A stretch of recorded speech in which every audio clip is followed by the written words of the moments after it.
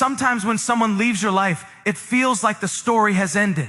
The silence that follows can feel unbearable, like a kind of death, not of the body, but of meaning. You look at the empty space where they once were and think, this is it, it's over. But what we often fail to recognize in those moments is that silence isn't always an ending. It's a space, a sacred, painful, necessary space where transformation takes root. That silence is where something new begins to take shape, even if you can't yet perceive it. You see, human beings are not static creatures. We're constantly in motion psychologically, spiritually, emotionally. And when two people collide deeply, that connection changes them. Even if they walk away, they don't leave untouched. The relationship becomes part of their inner architecture. It reshapes how they think, how they feel, how they interpret themselves. When someone leaves, they may be stepping away from you physically, but they were not escaping the transformation that your presence initiated within them. That's what most people don't understand about separation. It's not the death of a bond, it's the incubation of evolution. People often need distance to confront the chaos inside them. When they were with you, perhaps, they were too caught up in their own confusion to truly see the depth of what they had. Maybe they were still running from themselves, projecting their fears, their insecurities, their unhealed wounds onto you. And sometimes the only way they can recognize the truth of a connection is by losing it. Absence has a way of stripping away illusion. When you're no longer there to absorb their chaos, they're left to face it alone. That's when transformation begins. Not in comfort, but in confrontation. The silence that follows separation is like a mirror held up to the soul. It reflects back everything you couldn't see while noise filled the space. In that stillness, they begin to realize that the absence of your presence isn't peace. It's emptiness. The routines continue. The world moves on, but something essential feels off. They try to fill that space with work, distractions, other relationships, but none of it carries the same resonance. Because what was lost wasn't convenience or comfort. It was meaning. And meaning has a way of echoing long after sound fades. From a psychological standpoint, this process is necessary. Every genuine connection forces both individuals into confrontation with their potential and their resistance to it.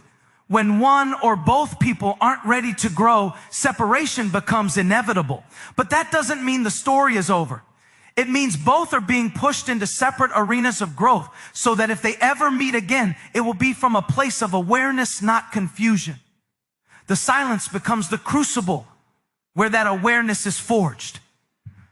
So if you're in that quiet space right now, if someone you love has pulled away and you're left questioning why, understand this silence doesn't always mean rejection. Sometimes it's refinement. The distance isn't meant to punish you. It's meant to prepare both of you. What feels like the end could very well be the interval between chapters. Growth often hides in the places where everything appears still. The truth is, transformation rarely announces itself. It doesn't arrive with fanfare or clear explanations. It works in the shadows, in silence, reshaping hearts, dismantling pride, reconstructing understanding. When someone is meant to come back, it won't be because you chased them. It will be because the silence did its work. It taught them what presence truly means. And that's the paradox of love and separation. It's often in losing what we value that we finally comprehend its worth. The silence that once felt like a grave becomes in hindsight the soil of resurrection. So don't curse the silence. Don't resent the distance. Let it do what it's meant to do. Because sometimes the quiet is not life's way of saying it's over. It's life whispering, not yet. There's more to become before you meet again.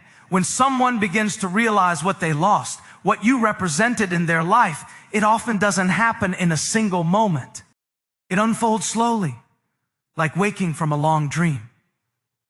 At first, they may resist the truth. They might convince themselves that walking away was right, that they're better off without you. But human beings are not built to live indefinitely in self-deception. Reality has a way of breaking through. especially when silence begins to expose what words once concealed. And it's usually in that uncomfortable quiet, away from the distractions and ego, that clarity starts to dawn. Psychologically, this awakening is often rooted in contrast. When a person steps out of something meaningful, they start comparing the depth they once had with the shallowness of what follows. It's not about nostalgia. It's about recognition.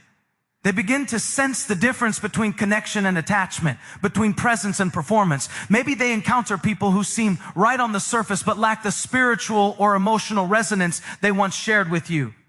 It's then that something shifts inside them. The illusion that there's always something better begins to dissolve. They realize that the connection they walked away from wasn't ordinary. It was significant. It demanded growth, vulnerability, and truth.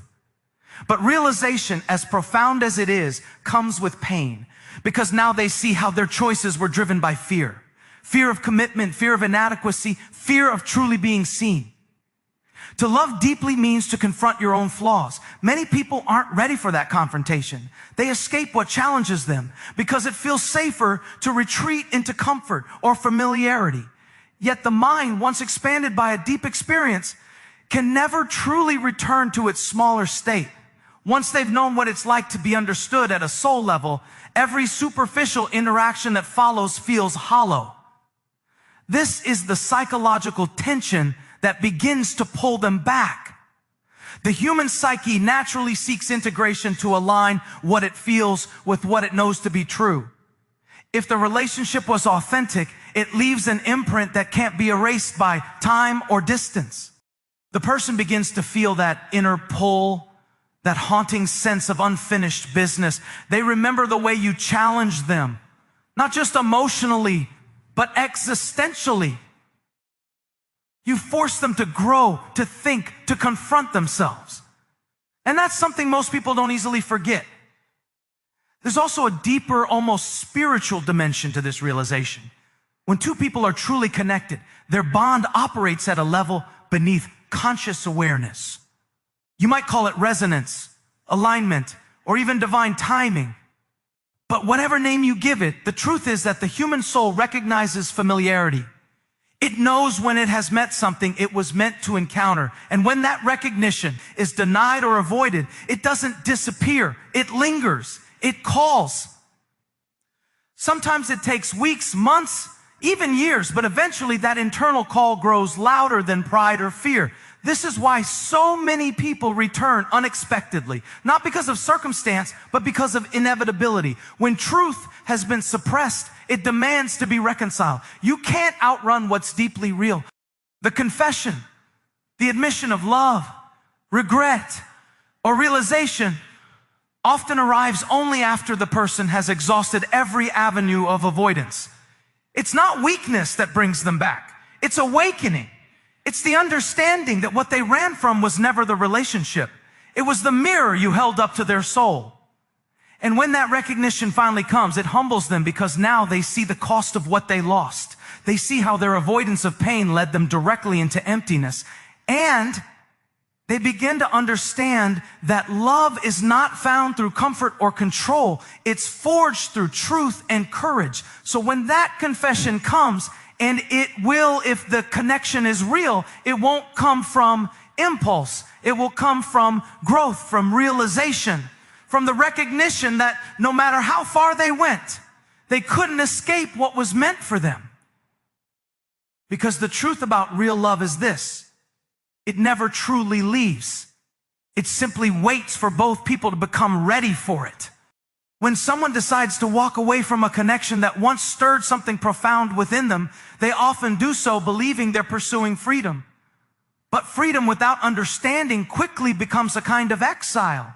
At first, they may feel relief, a sense of reclaiming control, of escaping complexity. Yet, as time passes, what once felt liberating begins to feel empty, because there's a difference between being free from something toxic and being free from something meaningful. And it's in that distinction that the emotional tension begins to grow. Psychologically, this is the moment when the unconscious begins to rebel against the conscious narrative. They told themselves they were done, that they didn't care. that the connection had run its course. But the human psyche is not easily deceived. The unconscious remembers truth. It remembers what felt genuine, what stirred the soul, what evoked transformation. When you have been deeply seen by another human being, that imprint doesn't fade just because you decided it was inconvenient. It lingers quietly, challenging the stories you tell yourself to maintain emotional distance. This is why over time they start to notice a strange kind of haunting. A song reminds them of a conversation. A scent brings back an image. Even moments of joy seem shadowed by a subtle sense of absence. It's not obsession, it's recognition.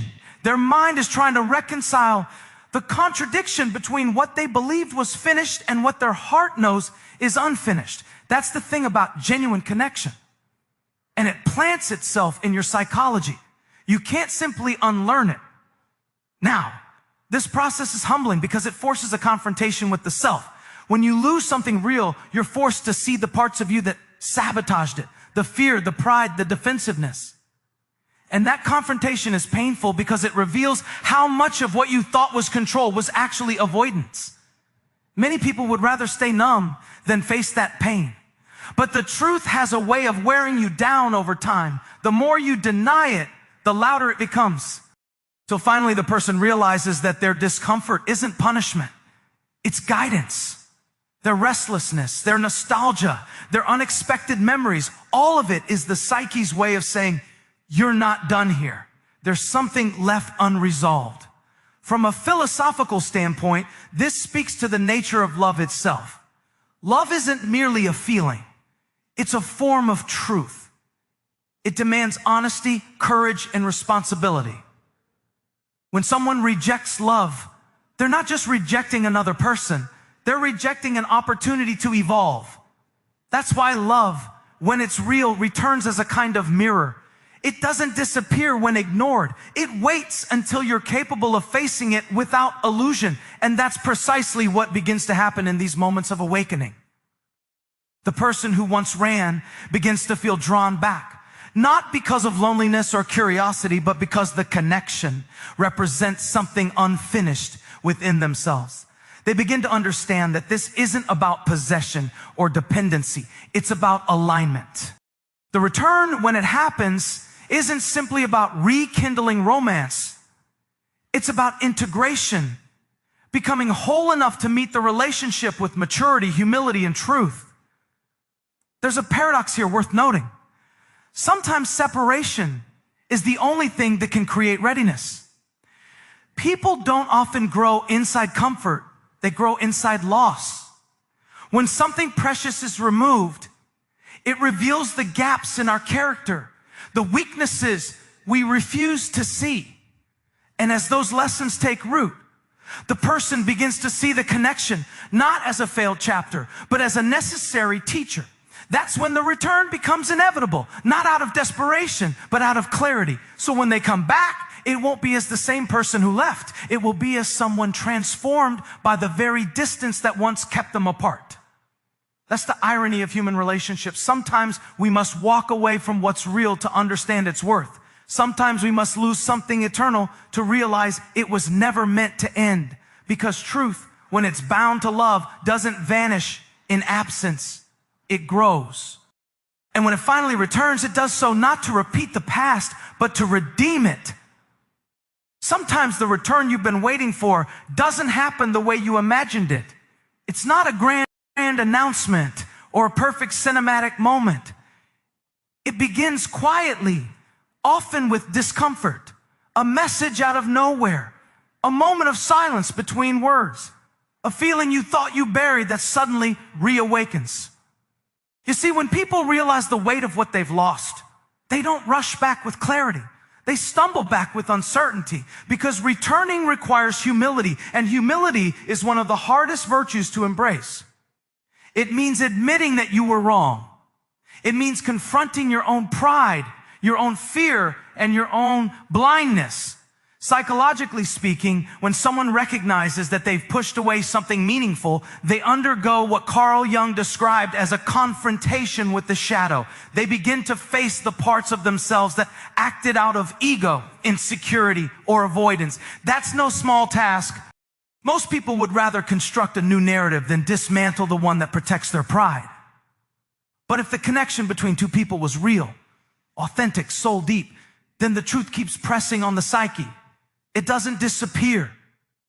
It integrates itself, whispering at the edges of consciousness until the person finally listens. That's why when they do come back, they often don't even understand fully why something in them is being pulled toward resolution, toward honesty, toward reconciliation. Because the human soul has a strange hunger for closure. And closure isn't just about ending things neatly. It's about aligning with truth. It's about making peace with what is real, even if it's uncomfortable. You can think of this as a kind of spiritual correction. Life doesn't like imbalance. When something genuine is left unresolved, it creates a psychological and emotional dissonance that demands to be addressed. So the person finds themselves thinking about you without knowing why. They remember things they tried to forget. They feel drawn to reach out even when logic tells them not to. That's not coincidence. It's conscience. It's the deeper self trying to repair what the superficial self broke. Now, here's the hard part. When they return, it's tempting to react with judgment or resentment. After all, they left. They doubted. They walked away when things were fragile. But real maturity means seeing beyond the surface of that moment. It means recognizing that the act of returning itself is a kind of confession. When someone steps back into your life after leaving, they're not just saying, I miss you. They're saying, I've seen myself and I don't like what I became without you. That's not weakness, that's growth. It's an acknowledgement that connection, real connection, doesn't exist to make us comfortable. It exists to make us whole. And yet, not every return means reunion. Sometimes people come back to apologize, to acknowledge the damage done, or to seek forgiveness, not necessarily to restart the relationship, but to heal it. And that too is sacred, because whether or not you rebuild what was lost, the act of reconciliation redeems something within both souls. It restores integrity to the past. It says we may not be what we were, but we can still honor what we had. There is a kind of wisdom that comes from being on both sides of loss, the one who left and the one who was left behind. Both learn something fundamental about love. The one who left learns that freedom without truth is hollow. The one who stayed learns that love without boundaries is self-betrayal. And when those two truths finally meet, the potential for something profoundly transformed emerges. That's when the connection stops being about need and becomes about understanding. So if someone's coming back into your life, don't focus on the timeline or the reasons. Focus on the transformation. Are they coming back out of nostalgia or awakening? Are they seeking comfort or redemption? Because the way they return tells you everything about what they've learned. And perhaps that's the real miracle of the unexpected return. Not that they came back, but that they became someone capable of coming back for the right reasons. Because the truth is, love that's real doesn't always return to repeat the past. It returns to rewrite it with wisdom. Powerful closing line. Sometimes the universe doesn't send people back to restart a story. It sends them back to finish what pride left undone and to remind you that what's real can bend, break, and still find its way home. When someone returns unexpectedly, one of the most profound challenges you'll face isn't whether you'll take them back. It's whether you've truly become the kind of person who can meet that moment with wisdom.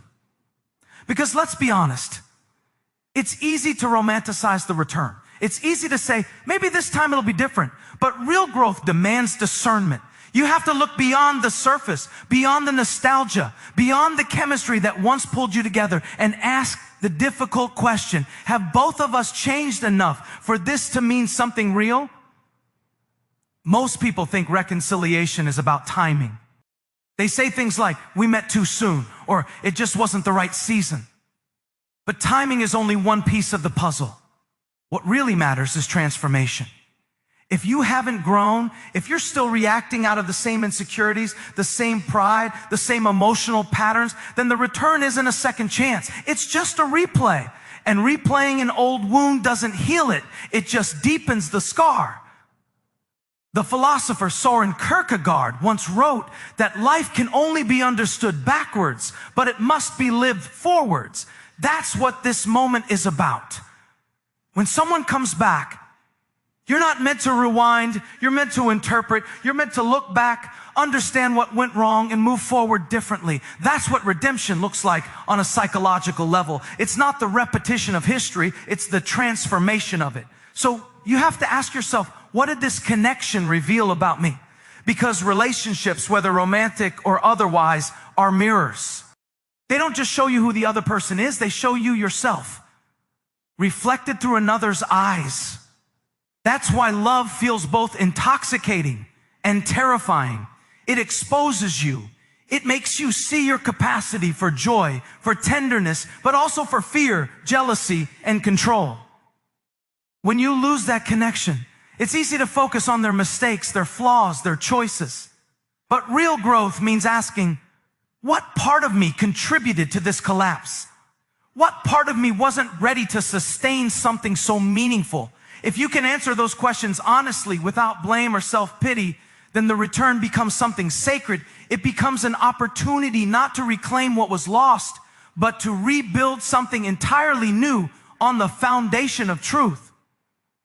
Because when two people come back together after being apart, they aren't the same people anymore.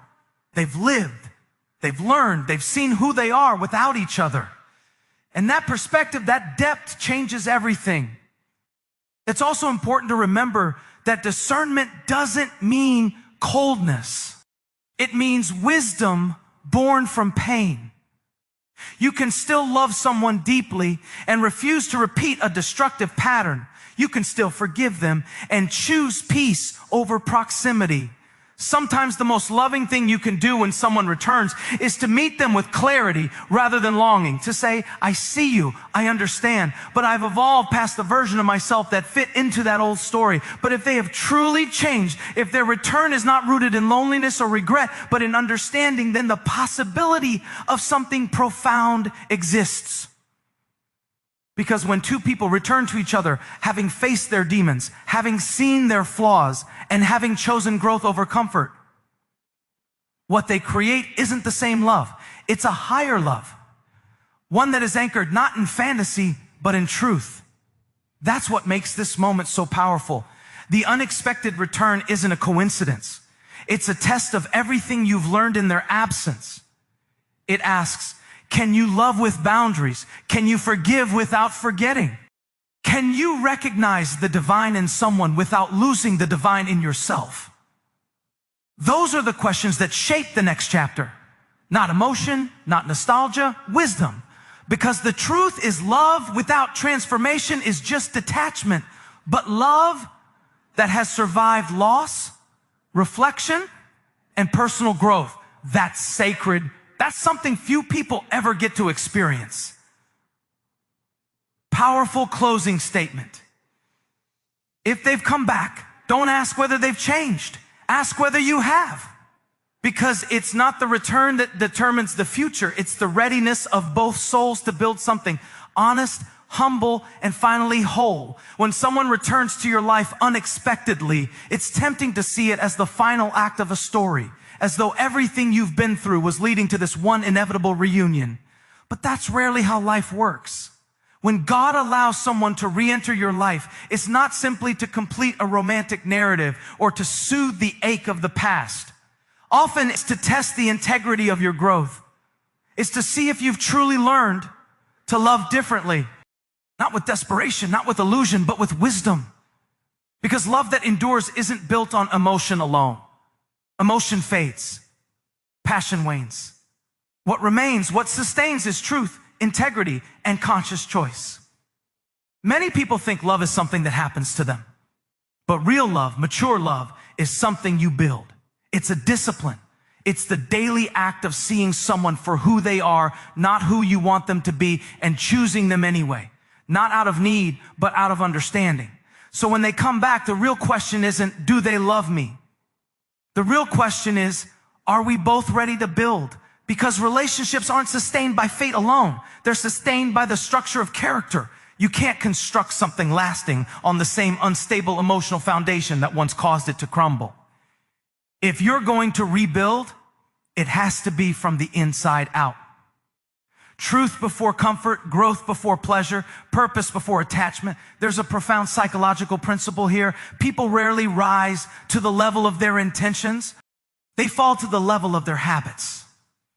You can say all the right words, promise to do things differently, and express all the emotion in the world, but if your patterns haven't changed, the outcome won't either. This is why divine timing doesn't just align people, it reshapes them. When someone comes back at the right time, it's because something in both of you has been refined through solitude, through pain, through self-confrontation. The person who left and the person who returns are not the same soul. And if that transformation is genuine, then this time love can actually survive. Philosophically speaking, love is not merely a feeling. It's a moral act. It demands honesty, humility, and responsibility. You must be able to bear the weight of another person's vulnerability without exploiting it. You must have the courage to tell the truth even when it threatens the relationship. Because truth, not comfort, is what keeps love alive. And that's where so many fail. They want the feeling of love without the responsibility that sustains it. They want the warmth of connection without the sacrifice that it demands. But maybe that's what God is trying to teach you this time. That love, real love, requires the death of the false self, the self that manipulates, that fears rejection, that clings to validation. To love someone who wholly, you must first love truth more than ego. You must allow yourself to be transformed by it. Because when love is rooted in truth, it becomes a mirror for divine order, something sacred, something unbreakable. So this person has come back into your life. See it for what it truly is. Not a sign of possession, but a test of alignment. Can you both meet as equals now? Can you choose each other not from fear of loneliness, but from the recognition that you're stronger together, wiser now, and more capable of love that lasts? Because the universe, or God if you prefer, doesn't waste motion. When something returns, it's because there's still something to learn, something to build, something to embody. But this time, you're not here to repeat the story. You're here to write it consciously. Powerful closing statement. This time, if they've come back, don't rush to hold on. Stand still and see if the love stands on its own. Because if it's real, it won't demand the old version of you.